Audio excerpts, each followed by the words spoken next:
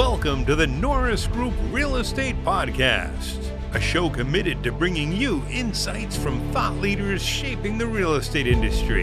In each episode, we'll dive into conversations with industry experts and local insiders, all aimed at helping you thrive in an ever-changing real estate market, continuing the legacy that Bruce Norris created, sharing valuable knowledge, and empowering you on your real estate journey. Whether you're a seasoned pro or a newcomer, this is your go-to source for insider tips, market trends, and success strategies. Here's your host, Craig Evans. Hey guys, good to have you back. Thanks for joining us for the second half of the show with Jordan Levine. Let's get started. Yeah, let's talk about a few things. There's, and when I say rates, I want to be careful because a lot of times if I'm talking about rates, everybody just assumes that I'm talking about interest rates. But I want to talk about Fed rates and short-term money. What do you think about where the Fed's at right now, based on what's happening with tariffs, where, we're kind of in a sticky kind of type of inflation type of scenario right now? What's your thought on what the Fed's doing, not doing, that type of process? Yeah, I think the Fed's going to be in a tough spot coming up. I think, stagflation's like a super nerdy, esoteric term, but it's one that's, it just means that the Fed's in a hard spot. The way that the economy normally works is like, I guess growth and inflation tend to usually go together, right? So like when the economy is really growing gangbusters, that's inflationary because we're consuming all the resources and everybody's full employed. We're having to pay people more and all that kind of stuff. When you get those two things moving in opposite direction, well, I guess the reason why that's good is it makes it easy on the Fed, right? It's like you get lots of inflation. It's because the economy is going too strong. Great. You have one weapon, which is the interest rate that you can raise or lower, and you raise the rate, right? And that kills off the economy. It kills off the inflation. Go back to target, and you can lower rates again, and that's great, right? But when they're moving in opposite directions and you have an economy that's maybe in recession because of, these tariffs or other financial market, declines or something like that, but you've still got the inflation, then how do you use your one weapon, right? You've got an interest rate and you can raise it to kill off the inflation, hopefully, but it's not really overconsumption driven inflation. It's tariff driven inflation. And so that doesn't work so good. And plus you're already in a recession, and that just makes the recession even more, even deeper, because now it's more costly to borrow, to make my car payment, blah, blah, blah. And so now you've got inflation and a recession with only one weapon that, you got to pick which thing you're going to cure. And again, that puts them in a tough spot. From where I sit, I think they're going to err on the side of keeping a lid on inflation. They're not going to start cutting rates and get scared off by a little bit of rising unemployment. They really want to see inflation stamped out. I think he's eyes wide open, maybe, that he won't be around or renominated anyway. So I don't know that he's going to be, kowtowing to what the policy side wants him to do. And I think he'll stick to his guns on the inflation. To me, that just means that we're not going to get deep and precipitous cuts from the Fed. I think what they've projected, maybe 50, 100 basis points on the extreme outside, I think is like the best we can hope for. And if you hold that short-term rate up against where 10 years at, I don't think that gives 10 years much room to fall, honestly. Well, and that's what I was looking at. Our 10-year spread, we're fluctuating the spread on the yield. I mean, we're historically we're 1.25, 1.5. I mean, we're fluctuating between 2.3 and 2.6. So even that spread is high, right? There's so much more room to move, and we were dropping down towards the end of last year to where that spread was tightening. Yeah. Do you? I'm curious to hear your thoughts. Do you think the Fed has ability to calm some of the volatility in the market, especially when we're dealing with bonds, things like that? I think there's a limit to what we can expect out of the Fed in terms of just keeping a lid on things. Only, I think the best thing they can do is kind of be predictable, right? Not throw any more curveballs and kind of stick to the glide path and all of that stuff. But I think, the 2 years moving around based on the news, right? And so every time there's a new thing, whatever that thing of the day is, that's going to send the 2-year up and down and all over the map. And I think that's still going to be a roller coaster ride. And I think that's why, you talked about the yield curve kind of getting a little bit wider. That's mostly because the 2-year freaked out, right? And so, so I think you're going to continue to see a lot of volatility in the short run, unless things calm down, and there's not any crazy news stories happening. But I think the short run rates are very current event driven. And to that extent, I think you can just keep that seat back and tray table and all that stuff. It's been interesting to watch, the 2-year, the 10-year over the last month and a half, and really even in the last 2 to 3 weeks, at the amount of volatility within a 1-day span on the amount of bips that thing moves. It's crazy. It's been mind blowing to see something that is typically slow moving and steady, that it's moving 4 and 5 bips within a matter of hours, Yeah, when you go to school for finance and economics, that's why nobody wants to go be a bond trader. That's like supposed to be the boring thing, right? It's like, I want to do equities. Let's go. And because that's where all the action is. No, not anymore. You're going to be at PIMCO now or something. Yeah. Oh, well, listen, let's talk some about tariffs, inflation, some things like that. What do you believe will be some of the impacts that we'll see on tariffs? And are you guys in California already seeing any of the impacts on the tariffs or from the tariffs?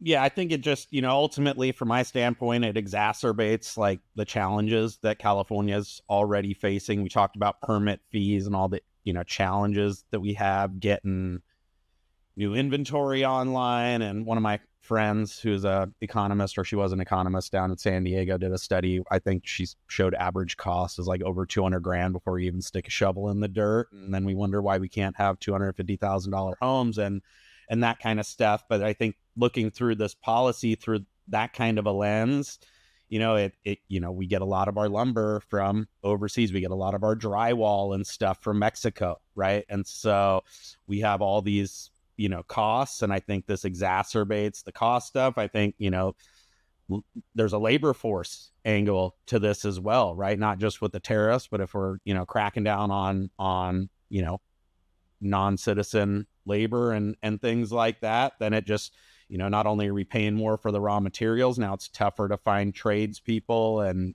all of that stuff. And I think it all adds up to higher costs. I think, there's also the buy side, like consumer zeitgeist piece of it, right? And all the uncertainty where even though rates haven't really gone up or down much and there's more inventory moving towards the inflation target, like you still got all these buyers sitting on the sidelines freaked out now. So I think ultimately it just kind of kicks the can down the road and on when the housing market can fully recover back to what we used to think was normal. We had to downgrade our sales forecast to about 5-6% this year from about 9.5%. We still think things are going to go forward, but there's been a deceleration. We're still expanding, but only by 2-3-4% over the last couple of months compared to the 10-15% that transactions were bouncing back by at the end of last year. So I think it makes the supply challenges harder. I think it makes the brother-in-law effect more real for the buyers. And I think it just means the transactions will be slower to recover. It's interesting. One of the things that I've been looking at in the market, especially since the tariff language has really been being communicated and it's starting, it's not starting, it's 14%, it's 104%. One of the things that I've been looking at is how is it not only just affecting the market, but what is it doing in different pricing sectors of the market? Yeah. And interestingly, in the state of Florida, where we're seeing that in a couple of the Sunbelt states is actually in a mid-price point. So for us, we've got a low price point of $350,000, $400,000. We got a mid-price of $550,000 to $750,000. Once you're at $900,000 to $2 million, the low stuff is moving. You get over $1 million, it's going to move in a day and a half. But that middle price point, that $550,000 to $700,000, $800,000, those are the ones that's taking time. And that's what's been interesting to see, that slow down and how it's affecting different pricing markets. Are Are you seeing the same thing in California and other markets? And I mean, what's your thought on that as an economist? Yeah, I think, you've kind of hit on just the idea of people that are really reliant on financing. One of the things you see up above 2 million is that they're just way less reliant on mortgage rates. And the other thing I think at the top end of the market is it cuts both ways, right? Like they're a lot more dependent on the stock market too. And up until very recently, the stock market was still, the Dow was 44,000 a couple of weeks ago. So people were still feeling rich, and you would think, turbulence in the stock market would tend to cut against luxury home sales because now I'm not as rich when the stock market is corrected. But at the same time, if you think the stock market's going to keep correcting or be very volatile, then again, that kind of safe haven aspect of real estate seems attractive. And so I think that's, keeping demand strong despite some correction in the stock market at the high end. And then again, only, I think it's only 60% or even less of folks above 2 million that get a mortgage, 40% pay all cash. Even when people do, I think that number might even be higher slightly actually, but even when they do get a mortgage, they're putting 30, 40, 50% down on these, $3, $5, $10 million homes. And so they're just less sensitive to that stuff too. But, the people who have no option but to go out and get a mortgage. And I think Florida, like California, also has the insurance challenges on, it's not just the rates are almost 7%. And actually, I kind of neglected to mention that when we were talking about the affordability index, we're putting on like historic estimates of what insurance costs. I think we add on like 1.38% for your property taxes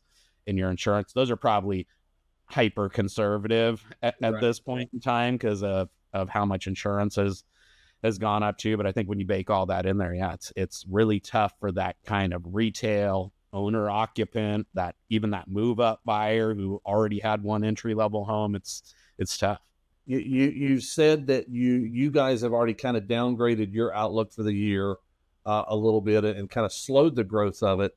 Let's say the Feds come back in on short term, they lower the rate, right? Because it always amazes me at how many people think if the Fed lowers the rate, my mortgages are going to be expensive. And all of a sudden, the economy starts booming, right? It's like it really doesn't touch that rate, But still, in that aspect, if the Fed comes in, does that the bond market stables even slightly, right? If we just get rid of some of the volatility, what do you think that economic outlook looks like for you guys? I mean, do you think you're still downgraded, or do you see potential levers being pulled that then can say, Jordan and his team goes back and says, hey guys, let's revisit this? I mean, I think Q4 could see an uptick again. What's your thought? Or do you think there's even levers that could be at that point?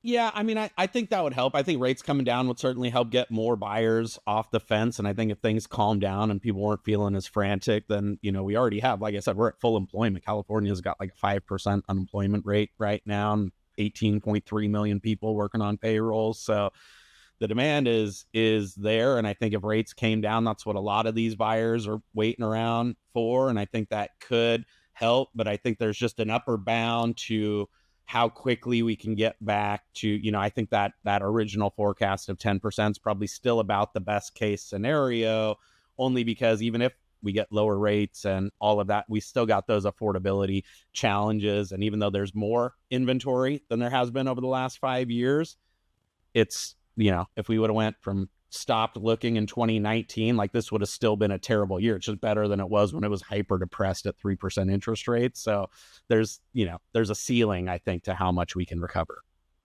even if everything goes right. Yeah.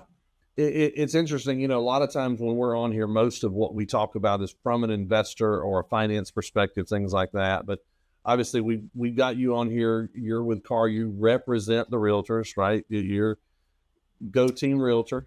Yeah. So, as we're kind of starting to wrap up some of the stuff, I just want to get kind of an idea of some of the things that you're hearing, right? From the realtor perspective and from C.A.R., what are you hearing the agents are saying that the climate's like? What's their biggest concerns?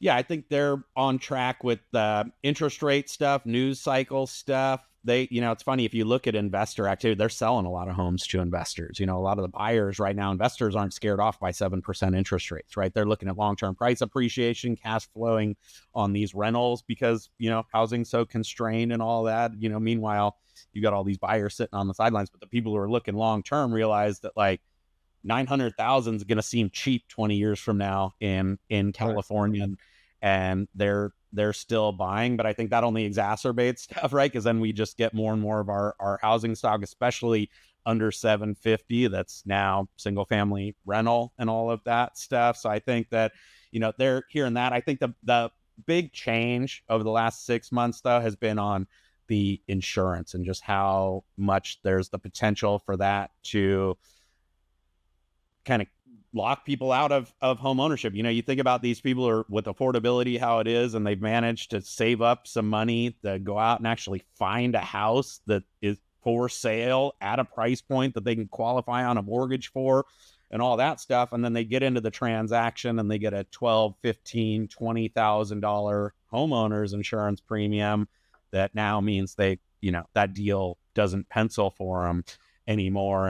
And so we've heard that it's just creating a ton of headaches. It's like actually costing people home ownership in some cases. And it actually seems like it's only going to get more expensive. And so I think that's one of the new wild cards that we're going to be continuing to grapple with. And again, even if stuff goes right, insurance is still going to be expensive. So yeah, that's, obviously we don't have the fires you guys have, the earthquakes, things like that. We got hurricanes, right? And for Ian and Milton and Helene and all the hurricanes that we had, seemed like back to back to back every year almost. We had a big issue with the insurance. We had many of the carriers actually left the state and just said, "Yeah, we're done. We're tapping out." Yeah. And it caused some real stresses on the balance sheet of our state plan. But fortunately, for 24, we had 14 new carriers come in and start writing again. Yeah. So if we can get another year with no storms, then we might start seeing some rates coming down potentially. I know our governor and the legislation is working on some plans to try to work with insurance on that. So I was curious to hear after the fires out there, obviously, that's such a mainstream news story, and obviously just billions lost out of that process. Yeah. Have you had many companies just leave the state, or how is that kind of working through? We've had a lot of big carriers that were already, not writing anymore in California and trying to leave. I think, there's the state's going to try and figure something out with assessment, I think, to help shore up potentially that will be assessed on homeowners. And I think that's ultimately where this stuff ends up, is that homeowners are going to be paying whatever these, rates that the carriers want to stay in the game. And I think, we think about it often in terms of like those retail owner occupant home buyers buying condos, buying houses and things like that. It's also like a huge challenge for multifamily, like for the apartments and even for the condos, right? Because they're getting these big increases in their premiums, and how do you pass that on? In California, it's, you got to have there's all these rules about how you raise HOA dues, right? And how you increase rents and all of that stuff. And so it puts these big multifamily folks in a pinch too. And even with, 90+% occupancy in multifamily still for California, it's like, that's great.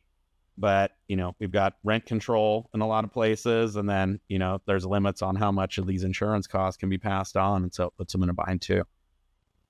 So what's the biggest goal for C.A.R this year that you guys are doing in supporting realtors and trying to help them through the tumultuous times of what this year looking like so far? What are you guys planning will be your number one program or way to assist realtors this year? Yeah, so I think, number one is just keeping them in the game and out of trouble. We give a lot of legal advice and make sure that they're doing stuff all, the best way, and that they're educated on what's going on in the market and new laws. Unfortunately in California, there's like a new law almost as fast as there's a new interest rate, it seems like.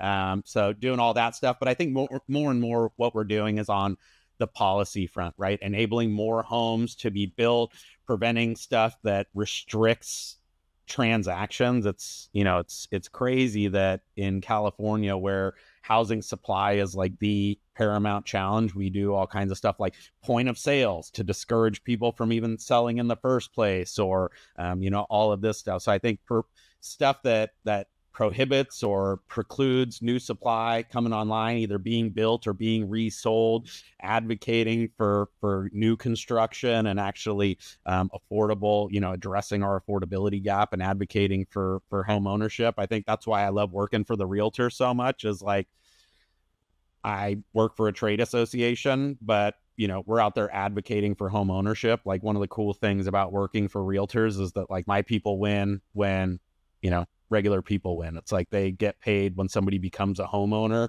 and I feel good about that. And so, as much as we can increase the amount of people that are able to buy and afford their own home, then by default, our folks are going to be doing great.